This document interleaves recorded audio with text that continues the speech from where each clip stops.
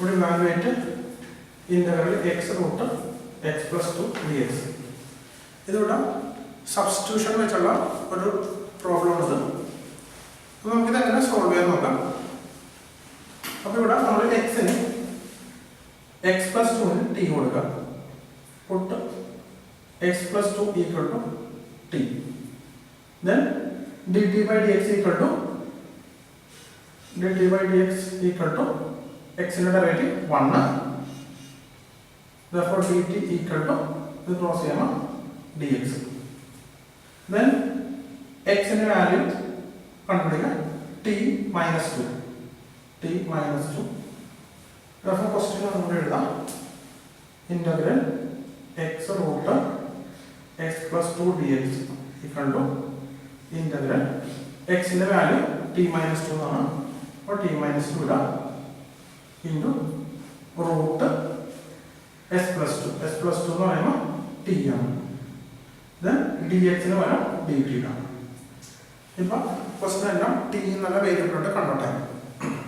ഇനി അടുത്തതെന്ന് വെച്ചിട്ടുണ്ടെങ്കിൽ integral t minus 2 into t raised to half dt.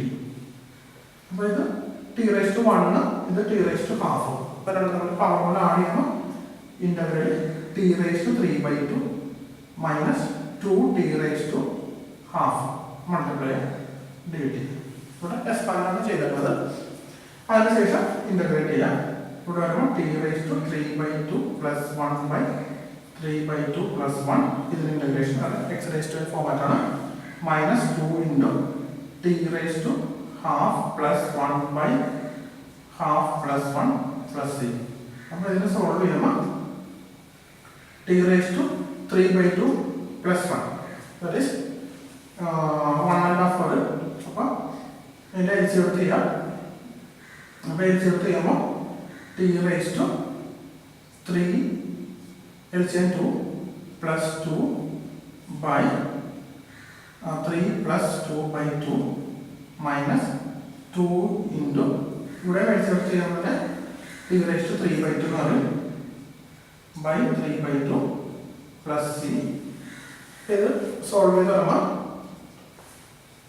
t raised to 5/2 by 5/2 minus 2t raised to 3/2 by 3/2 plus c. ഇത് denominator ഒന്ന് reciprocal ഇടാം. Double division വന്നിട്ടുണ്ട്.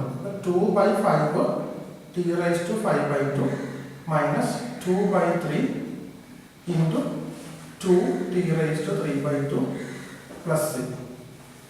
അപ്പോൾ ഇവിടെ 4/3 വരും. അപ്പോൾ 2/5 t raised to 5/2 minus 4/3 t raised to 3/2 plus c. ഇനി ഇവിടെ ടിക്ക് തിരിച്ച് റീസബ്സ്റ്റിറ്റ്യൂട്ട് കൊടുക്കുക. x plus 2 എന്ന് തിരിച്ചിട്ട് കൊടുക്കുക. അപ്പോൾ ഇവിടെ വരുമ്പോൾ 2/5 into x plus 2 whole raised to 5/2 minus 4/3 into x plus 2 whole raised to 3/2 plus c.